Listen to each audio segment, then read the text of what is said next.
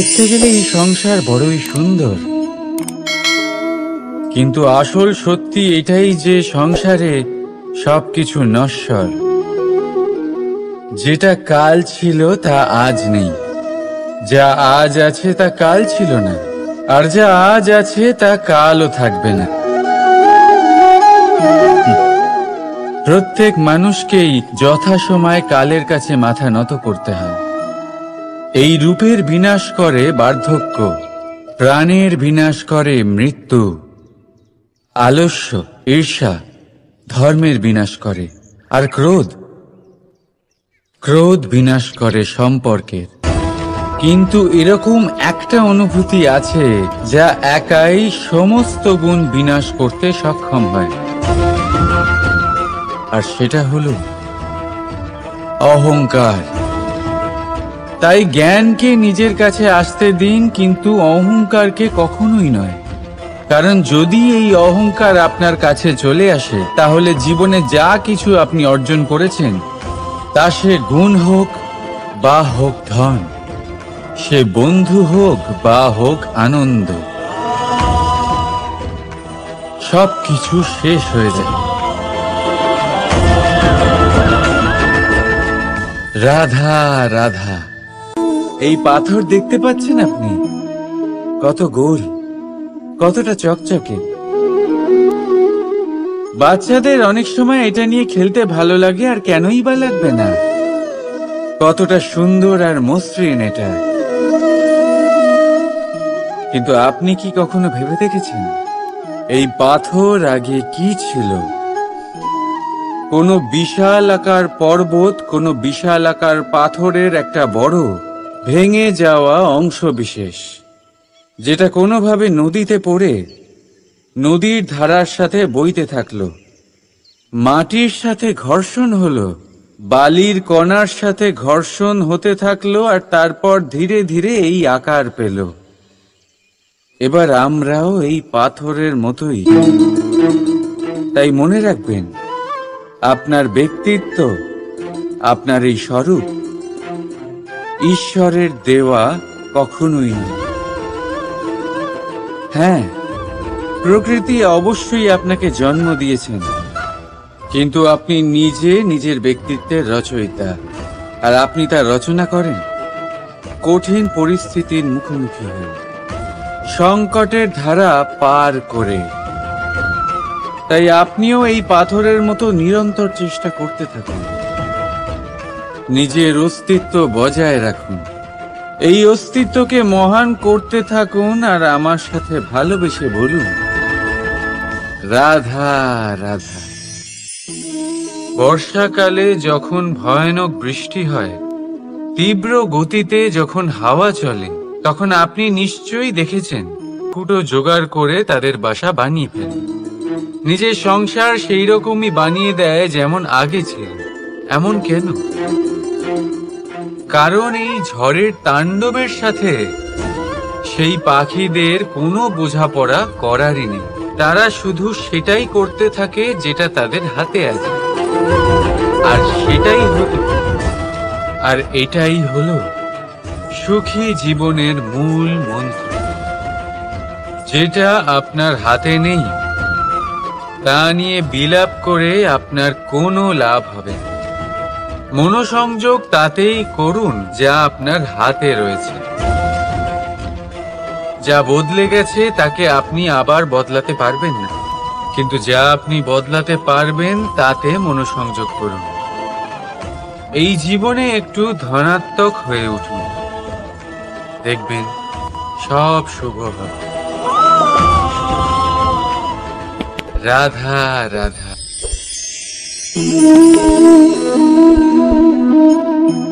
ছোটবেলায় একটা জিনিস আমি কখনো বুঝে উঠতে পারিনি। আমি সবসময় আশ্চর্য হয়ে থাকতাম যে এটা কি করে সম্ভব হতে পারে। ব্যাপারটা ছিল এরকম, আমি আমাদের গোয়াল ঘরে দেখতাম ভিন্ন ভিন্ন রং রূপের গাভী। কারোর রং কালো তো কারোর রং সাদা, কেউ খয়েরি তো কারোর রং বাদামি। এবার আমি দেখতাম কারোর কারোর শিং বড়, তো কারোর এত ছোট যে দেখাই যায় না। কোনো গাভী আকারে ছোট ছিল তো কেউ একটু বড়, কিন্তু যখন সেই সব গাভী দুধ দিত তখন আমি দেখতাম সেই সব দুধ সমান, রং সমান, স্বাদ সমান, গুণও সমান, আর সমান পুষ্টিও। এবার আমি এটা বুঝতে পারতাম না। আমার দৃষ্টিতে তো সমস্ত গাভী আলাদা আলাদা ছিল। আমি ভাবলাম আমি মাকে জিজ্ঞেস করি। মাকে জিজ্ঞেস করলাম। মা আমাকে বললেন, কানাই, রং রূপ পাল্টালেও গাভীদের বাস্তবিকতা তো পাল্টায় না। গাভী তো গাভীই থাকবে। এবার আমি এটা বুঝতে পারি না যে মানুষ এটা আত্মসাৎ কেন করতে পারে না। দেখুন, রং, রূপ, জাত, ধর্ম, ভাষা, এই সবের উপরে হলো মনুষ্যত্ব। আর মনুষ্যত্বের একটাই ধর্ম, আর সেটা হলো প্রেম। তাই এই প্রেম আপনি সকলের সাথে ভাগ করে নিন, প্রেমের সাথে সকলের সেবা করুন। এই মনুষ্যত্বর অমৃত চেখে দেখুন, আর আপনি বুঝে যাবেন যে আমরা কেউ আলাদা আলাদা নই, আমরা সবাই সমান। রাধা রাধা। সাগর, কত বিশাল হয় এই সাগর! কি না করতে পারে এই সাগর! এক মুহূর্তের মধ্যে সব ধ্বংস করে দিতে পারে, প্রলয় ডেকে আনতে পারে, সংসার মুছে ফেলতে পারে। এই সাগর জীবন জ্যোতি নিভিয়ে দিতে পারে। কিন্তু এই সাগর যা মেটাতে পারে না তা হলো একজন তৃষ্ণার্তের তৃষ্ণা। অন্যদিকে এই ঘোড়া, যা এতটাই ছোট যে গোপিনীরা একসঙ্গে অনেকগুলো নিয়ে চলতে পারে, কিন্তু এই ছোট ঘোড়া অনেকের তৃষ্ণা মেটাতে পারে। এবার বলুন, জল সাগরেও আছে, আবার এই ঘোড়াতেও। তাহলে পার্থক্য কোথায়? এখানে পার্থক্য হলো তাদের আচরণের মধ্যে। একজন মাটির মধ্যে মিষ্টি জল ধরে রাখে, তো আরেকজন নিজের নোনা জলের আঘাতে যে কাউকে মাটিতে মিশিয়ে দিতে পারে। আপনি কি হতে চাইবেন? সাগরের নোনা জল হয়ে কারোর আশা চূর্ণ বিচূর্ণ করে দিতে, নাকি মিষ্টি জলের ঘোড়া হয়ে কারোর তৃষ্ণা মেটাতে? সিদ্ধান্ত আপনার। রাধা রাধা। কতবার এমন হয়, আপনি কোনো কাজ করার জন্য কাউকে দায়িত্ব দেন, কিন্তু সেই ব্যক্তি সেই কাজ সম্পন্ন করতে পারে না, অসম্পূর্ণ রেখে দেয়, অথবা ঠিকভাবে করতে পারে না। এবার এই পরিস্থিতিতে কি হয়? আপনি ক্রুদ্ধ হয়ে যান, তার উপরে আপনি রেগে যান, তাকে তিরস্কার করেন, আর তারপরে সেই কাজ সম্পন্ন করতে আপনি নিজেকেই নিযুক্ত করেন, আর শেষ পর্যন্ত সেই কাজ সম্পন্ন হয়েই যায়। এবার এই বিষয়ে সমস্যা সেই ব্যক্তির চেষ্টায় নয়, সমস্যা আপনি যে সেই ব্যক্তিকে ভরসা করলেন তার ছিল। আমরা অন্যের প্রতি ভরসা করাকে প্রথম পদক্ষেপ বানিয়ে, আর নিজের উপরে বিশ্বাসকে শেষ সম্বল। কিন্তু তার বদলে এটাই হওয়া উচিত যে নিজের উপরে ভরসাকে আমরা প্রথম পদক্ষেপ বানাই, তাকে নিজের সহায় মানতে হবে। যদি আপনি এমন করেন তাহলে পরিণাম আরো সুখকর, আরো আনন্দদায়ক হবে। তাই মনে রাখবেন, এই সংসারে আপনার সব থেকে বড় ভরসা আর কেউ নেই। এই সংসারে আপনার সব থেকে বড় রক্ষাকর্তা আর কেউ নেই, বরং আপনি নিজেই। রাধা রাধা। আসুন আপনাকে একটা প্রশ্ন করছি, সোনা আর লোহার মধ্যে তফাৎ কি? এবার বেশিরভাগ লোকের উত্তর এটাই হবে যে সোনা বহুমূল্য, সোনার মূল্য লোহার থেকে অনেক বেশি। এটা ঠিক, কিন্তু আমাদের এটা ভোলা ঠিক হবে না যে সোনা আমাদের সাজগোজের কাজে লাগে, আমাদের আরো বেশি সুন্দর দেখায়। অন্যদিকে লোহা সেই সৈনিকদের ঢাল ও তলোয়ার হয়ে তাদের রক্ষা করে যারা আমাদের প্রাণকে রক্ষা করেন। এই সৈনিক না থাকলে আমাদের প্রাণও থাকবে না। এবারে বলুন, সোনার মূল্য বেশি হওয়াতে কি লোহার মূল্য কমে যায়? কখনোই নয়। ঠিক সেইভাবে এই জীবনে আপনি যতই চেষ্টা করুন, কিছু না কিছু এমন থেকে যাবে যা আপনি কখনোই পাবেন না, আর সেই কারণে নিজেকে অক্ষম মনে করা অনুচিত। হতে পারে আপনার কাছে সেই গুণ আছে যেটা সংসারে আর কারোর কাছে নেই। সেই গুণটাকে চিনুন, সেটাকে বাড়ান আর সেটাকে ব্যবহার করুন। তাই মনে রাখবেন, সংসারে প্রত্যেকটা ব্যক্তি বিশেষ হয়, আর এই সংসারে সবাই সবকিছু পায় না। নিজেই দেখে নিন, সোনাকে যে দোকানে সাজিয়ে রাখা হয় সেই দোকানের তালা লোহা দিয়ে তৈরি হয়। রাধা রাধা। সংসারে সব থেকে বেশি দামি কি, সব থেকে বেশি মূল্যবান কি? কেউ বলবে সোনা।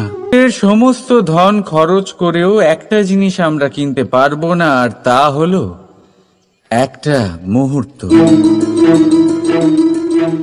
কি হলো? সত্যি সামনে এসে গেল। সত্যি হলো এটাই যে জগতে সব থেকে বেশি মূল্যবান সময়, সেই সময় যেটা আমরা এমনি নষ্ট করে দিই অকাজে, কখনো কোনো আশাতে, কখনো শোক করে, কখনো ঘটে যাওয়া দিনের কথা ভেবে, তো কখনো ভবিষ্যতের চিন্তাতে। এই সময়ের সদ্ব্যবহার আমাদের করা উচিত।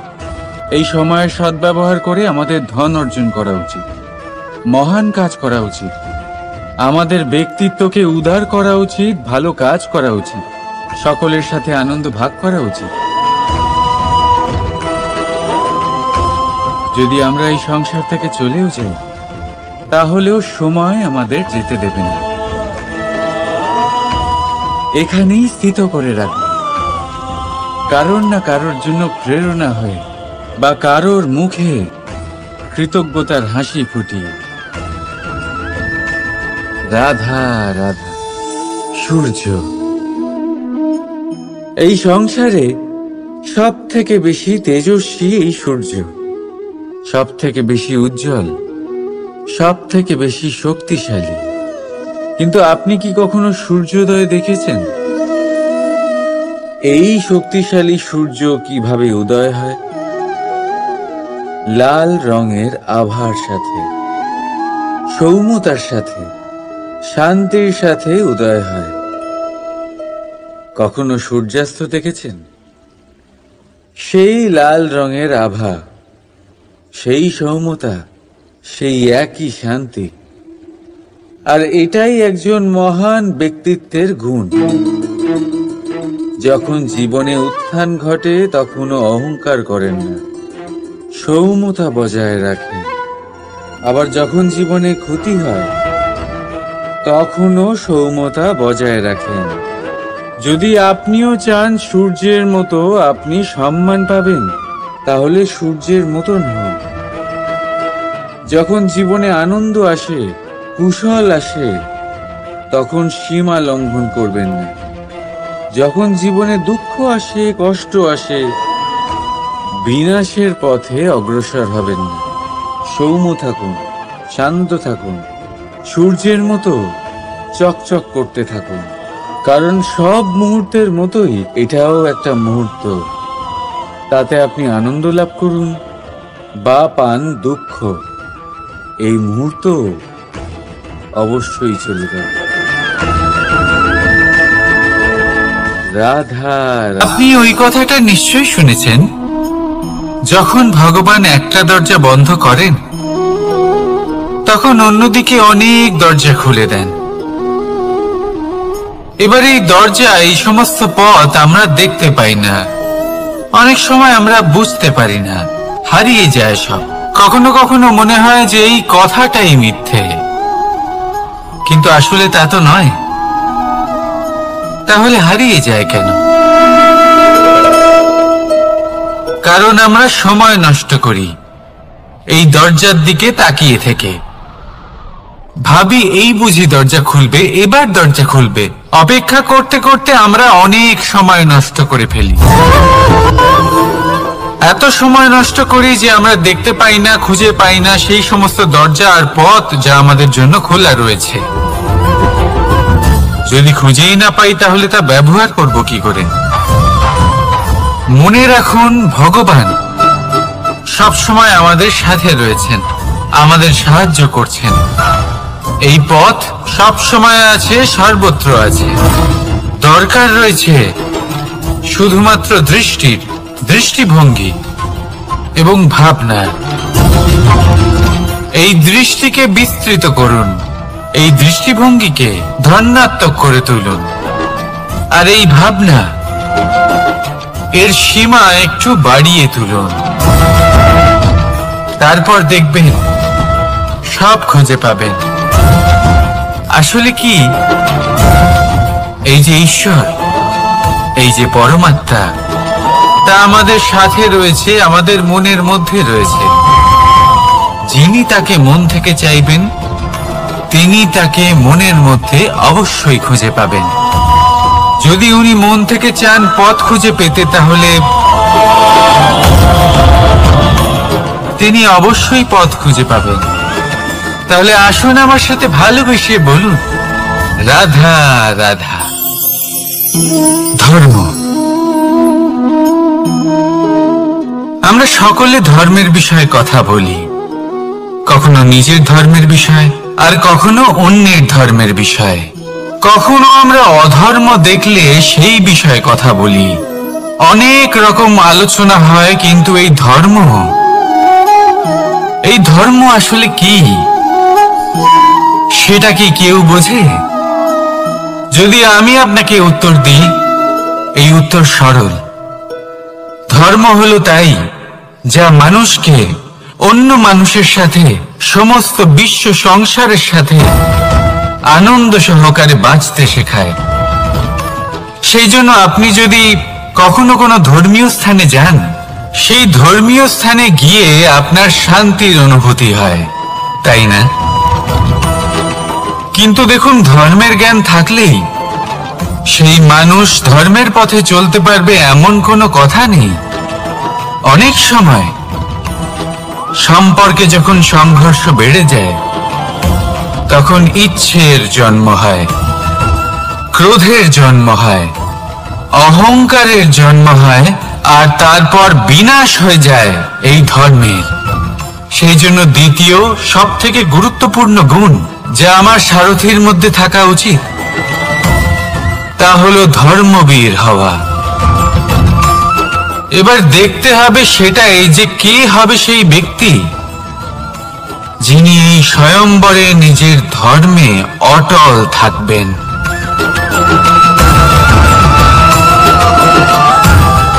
কারণ সেই ব্যক্তি এই সংসার থেকে সরে এসে ধর্মের পুনঃস্থাপনের এই মহাকার্যে আমার সারথী হতে পারবেন। তাহলে আসুন আমার সাথে ভালোবেসে বলুন, রাধা রাধা। কর্ম, ধর্ম, জ্ঞান, এই তিন স্তরে অনেক মানুষ পৌঁছতে পারেন। অনেকে এই পরীক্ষা দিয়ে তাতে উত্তীর্ণ হয়ে যেতে পারেন, কিন্তু শিখরে পৌঁছে শাসন তিনিই করতে পারেন যার কাছে এই চতুর্থ গুণটিও থাকে, সমর্পণ। অত্যন্ত গুরুত্বপূর্ণ একটা গুণ এটা। এই সমর্পণ আসলে অত্যন্ত গুরুত্বপূর্ণ। পূর্ণ সমর্পণ দরকার নিজের লক্ষ্যের প্রতি, সমর্পণ নিজের কর্তব্যের প্রতি, সমর্পণ নিজের আত্মার থেকে নির্গত স্বরের প্রতি, সমর্পণ নিজের রথির প্রতি, অর্থাৎ আমার প্রতি। এবার এই পরীক্ষায় অত্যন্ত কঠিন এক বাঁক আসতে চলেছে, যেখানে সারথীকে সমর্পণের নিরিখে পরীক্ষা করা হবে, আর তাতে উত্তীর্ণ হওয়ার পরেই তার হাতে ধর্ম স্থাপনের রথের রাশ তুলে দেওয়া হবে। দেখা যাক কি হয়। ততক্ষণ আপনি প্রসন্ন থাকুন আর আমার সাথে ভালোবেসে বলুন, রাধা রাধা। মানুষ তার জীবনে শিক্ষা এবং প্রেম এই দুই লাভ করে তার মাতা, পিতা এবং গুরুর কাছ থেকে। কিন্তু মানুষ সবথেকে বেশি ভালোবাসে নিজের মাতাকে, কারণ মাতা খুব নির্মল চিত্তে ভালোবাসে, শান্ত মনে আমাদের অন্তরে শক্তির সঞ্চার করে থাকেন, আমাদের উৎসাহ দেন, বলশালী করে তোলেন। ব্যাপারটা কিন্তু এমন নয় যে আমরা নিজেদের বাবা বা গুরুকে ভালোবাসি না, তাদেরকেও আমরা অত্যন্ত ভালোবাসি, শুধু ওনাদের কঠোর ব্যবহার দেখলে আমরা একটু ভয় পেয়ে যাই। এবার ওনাদের এই কঠোর ব্যবহার আমাদের ভালো না লাগলেও অত্যন্ত আবশ্যক, কারণ মাতার থেকে আমরা যে শক্তি লাভ করি তা যেন নিয়ন্ত্রণ হারিয়ে বিধ্বংসী না হয়ে ওঠে, আমরা যেন কোনো কুপথে না চলে যাই, আমরা কখনো যেন দোষ না করে ফেলি। শুধু সেই জন্য পিতা এবং গুরু একটু কঠোর হয়ে ওঠেন, এবং ওনাদের এই কঠোর আচরণ ভবিষ্যতে গিয়ে আমরা অবশ্যই বুঝতে পারি। জীবনে কিছু বছর আমরা এগিয়ে যাই আর তারপর আমরা বুঝতে পারি যে বাবা এবং গুরু আমাদের যথেষ্ট ভালোবাসতেন, কিন্তু ওনাদের ভালোবাসার বহিঃপ্রকাশ আলাদা। প্রয়োজনীয় হলো এটা দেখার, এটা বোঝার যে শুরু থেকে আমাদের প্রতি ওনাদের আচরণ কেমন ছিল। ওনাদের কঠোর হওয়ার পেছনে ওনাদের ভালোবাসাটা বোঝার চেষ্টা করুন, ওনাদের চিন্তাটা বোঝার চেষ্টা করুন, ওনাদের পথপ্রদর্শনের আড়ালে আপনার ভবিষ্যতের জন্য যে পরিকল্পনা ওনারা করেছেন সেটা বোঝার চেষ্টা করুন। তখন আপনারা বুঝতে পারবেন ওনাদের ভালোবাসাকে। আপনার মনের মধ্যে আপনা থেকেই ওনাদের প্রতি সম্মান জেগে উঠবে। নিজের পিতা এবং নিজের গুরু এই দুজনের প্রতি কৃতজ্ঞতা প্রকাশ করুন আর আমার সাথে ভালোবেসে বলুন, রাধা রাধা। জীবন কিসের উপর নির্ভরশীল? ধনের ওপর, বৈভবের ওপর, নিঃশ্বাসের ওপর? না, এই জীবন নির্ভরশীল বিশ্বাসের ওপর। বিশ্বাস নিজের ওপর, বিশ্বাস আমাদের আপনজনের ওপর।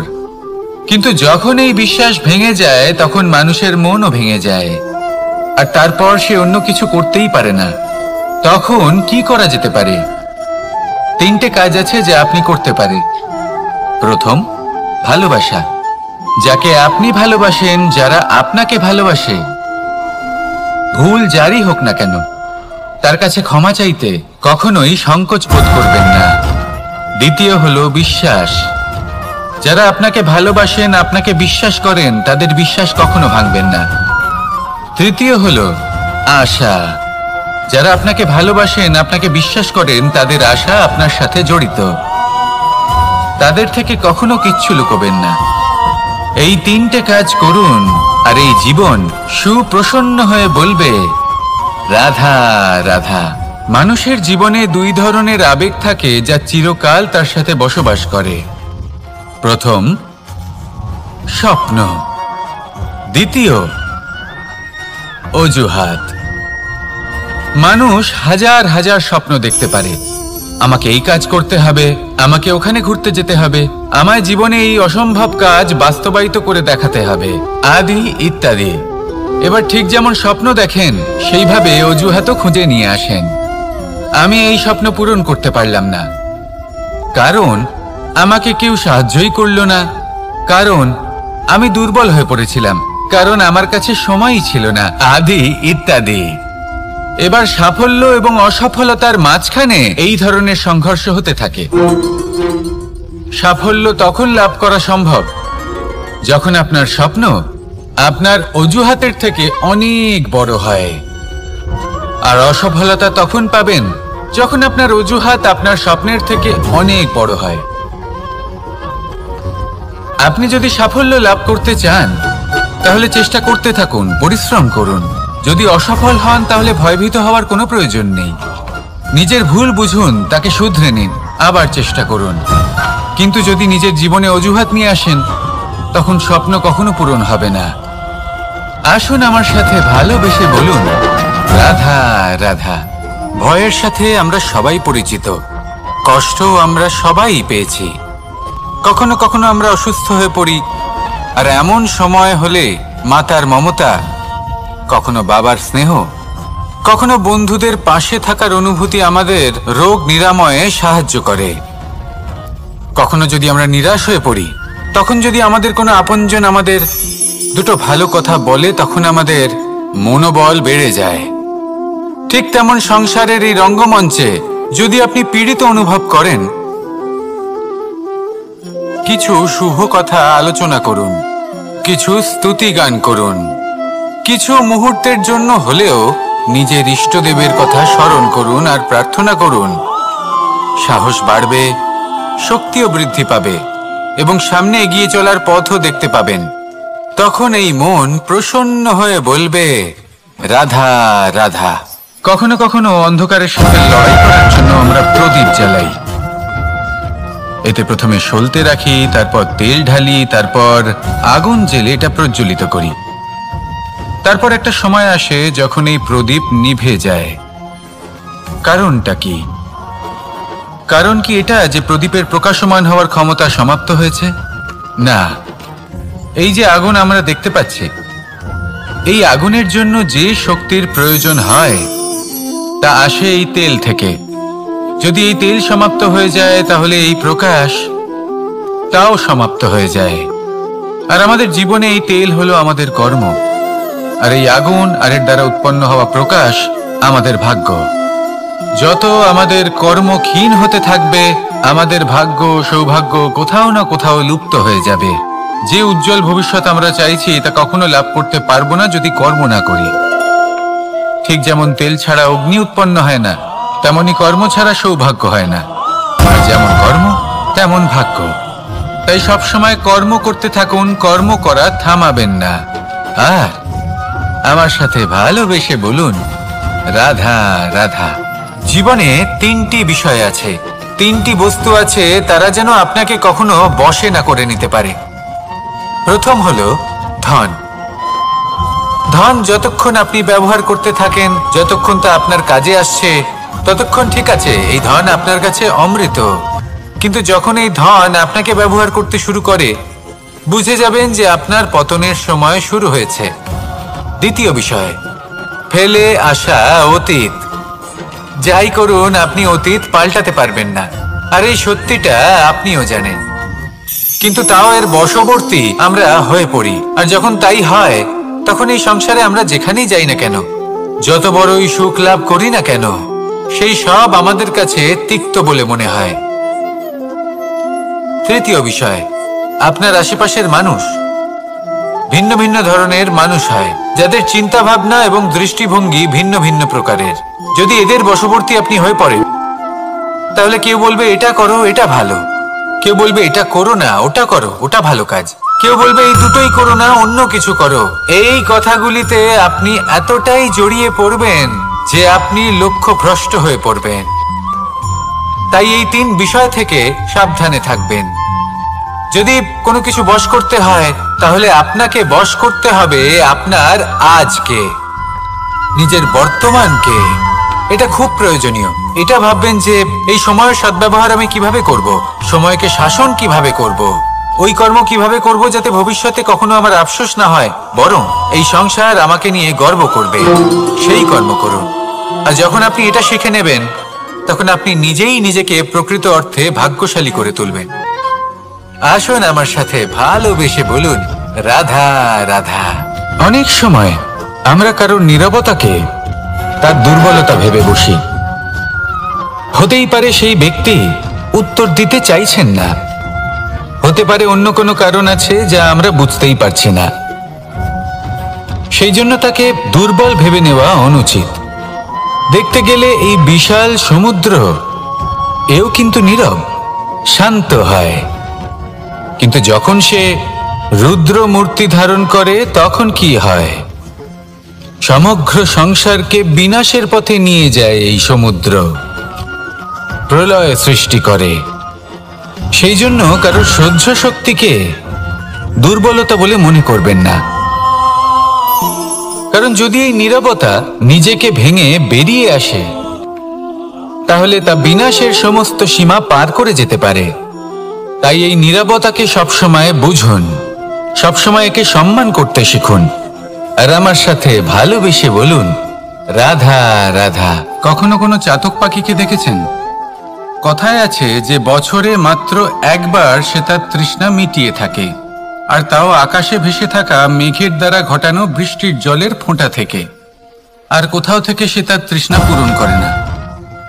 সারা বছর সে নিদারুণ গরম সহ্য করে, তীব্র শীতও সহ্য করে, শুধু এই আশা নিয়ে যে বছরে একবার অন্তত সেই মেঘের ঘন ঘটা হবে, বৃষ্টি হবে, আর সে তার তৃষ্ণা নিবারণ করবে। এটা আসলে কি? এটা আসলে বিশ্বাস। সেই বিশ্বাস যে বছরে একবার সেই মেঘ আসবে তৃষ্ণা নিবারণ করতে। যেমন দেখুন, একটা সূর্যমুখী ফুল সারা রাত অন্ধকারের সাথে যুদ্ধ করে, কারণ তার বিশ্বাস যে ভোরবেলায় সূর্য তাকে অবশ্যই দর্শন দেবেন। সেটাও বিশ্বাস ছিল যার উপর ভরসা করে মনু একটা নৌকা নিয়ে বেরিয়ে পড়েছিলেন এবং সমস্ত সৃষ্টিকে প্রলয়ের হাত থেকে বাঁচিয়েছিলেন। সেটাও ছিল ভালোবাসার প্রতি বিশ্বাস, যার উপর ভরসা করে বানর এবং ভাল্লুক সেনা নিয়ে শ্রীরাম আক্রমণ করেছিলেন সমস্ত বরদানপ্রাপ্ত অসুরগণ এবং রাক্ষসগণের লঙ্কায় এবং জয় লাভ করেছিলেন। এই বিশ্বাসই হলো এই বিশ্বের আশা। বিশ্বাস রাখুন যে আপনি হলেন সর্বশ্রেষ্ঠ এবং শুধুই নিজের কর্ম করতে থাকুন। এই বিশ্বাসের আশাই আপনাকে প্রতি মুহূর্তে বল প্রদান করবে। এ হলো আমার বিশ্বাস। আসুন আর আমার সাথে ভালোবেসে বলুন, রাধা রাধা। যোগাসন। যোগাসনে আসন অত্যন্ত গুরুত্বপূর্ণ। এবার আমি বলবো সবথেকে শ্রেষ্ঠ আসন কোনটি। আশ্বাস। নিজেকে আশ্বস্ত করতে থাকুন যে আমি আছি, সব ঠিক হবে, যা হচ্ছে ভালোর জন্য হচ্ছে। এই আশ্বাস আপনাকে জীবনে এমন ধনাত্মক বিশ্বাস দেবে যে আপনি বড় বড় সমস্যার সমাধান করতে পারবেন। এবার যদি কথা বলি সবথেকে কঠিন সময়ের, তাহলে সেটা হলো বিচ্ছেদের। যা মা সীতাকে সহ্য করতে হয়েছে শ্রীরামের জন্য, রাধা কৃষ্ণকেও সহ্য করতে হয়েছে। যে ব্যক্তি বিচ্ছেদের সময় সঠিক পথে চলে এসেছে, সে জীবনে অনেক শ্রেষ্ঠ স্থানে অবশ্যই পৌঁছতে পারবে। এবার যদি কথা বলি সবথেকে জরুরি এবং গুরুত্বপূর্ণ সময়ের, তাহলে সেটা হলো সংযোগ। সকলকে সাহায্য করতে থাকুন। আপনি অন্যদের সাহায্য করে তাদের যত আনন্দ দিতে পারবেন, ততটাই আনন্দ আপনারও জীবনে অবশ্যই আসবে। আসুন আর আমার সাথে ভালোবেসে বলুন, রাধা রাধা। সংসারে সকলে উঁচুতে উঠতে চায়, কেউ নত হতে চায় না। সবাই এটা মনে করে যে নত হওয়ার অর্থ হলো তাদের আত্মসম্মান এবং অহংবোধের বিরুদ্ধাচরণ করা। তাদের মনে হয় যে যদি আমরা নত হই, সংসার আমাদের দুর্বল মনে করবে, তাদের শৌর্য এবং তাদের ব্যক্তিত্বের অপমান হবে। কিন্তু এটা কি সত্যি? প্রত্যেকবার নত হওয়ার অর্থ কি সম্মানহানি হওয়া? কখনোই নয়। আপনি নিজের জীবনকেই দেখে নিন। আপনার কোনো অমূল্য জিনিস যদি নিচে পড়ে যায়, তাহলে তাকে কিভাবে তোলেন? সেই বস্তুকে তোলার জন্য আপনাকে নত হতেই হবে। আপনি বড়দের আশীর্বাদ কিভাবে লাভ করেন?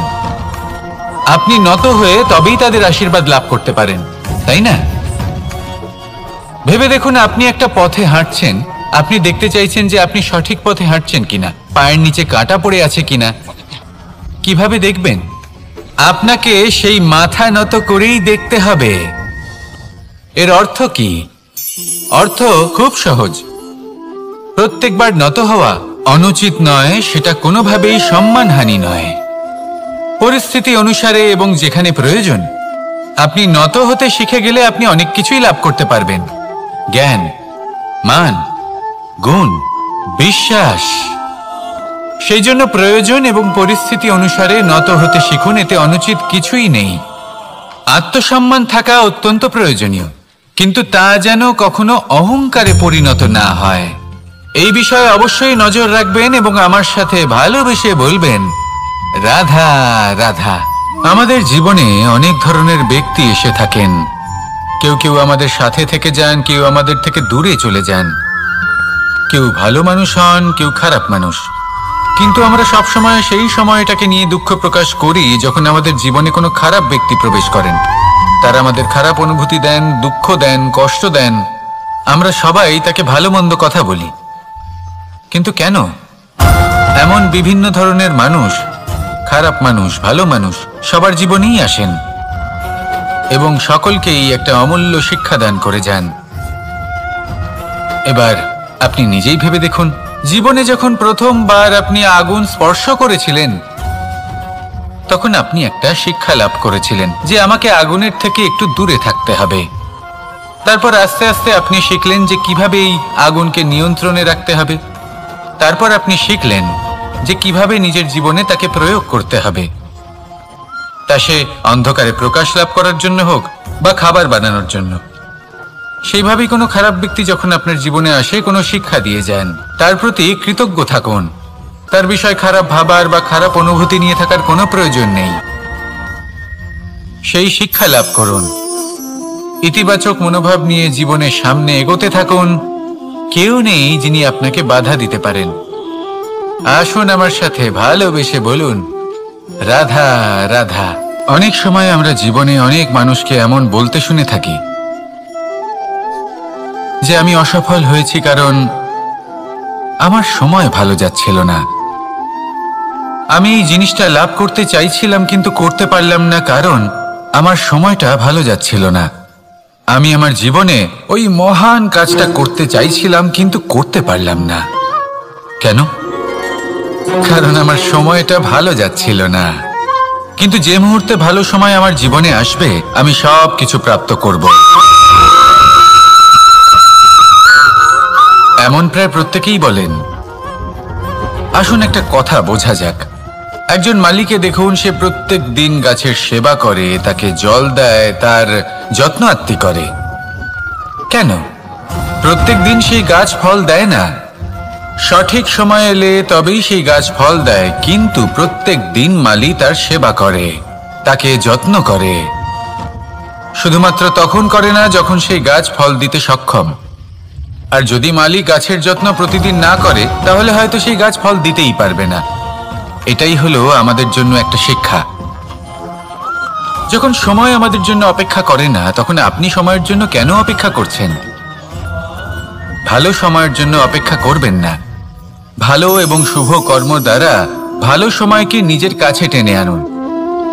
নিরন্তর কর্ম করুন, পরিশ্রম করতে থাকুন। শুভ সময় আপনা থেকেই আপনার কাছে আসবে। আসুন আমার সাথে ভালোবেসে বলুন, রাধা রাধা।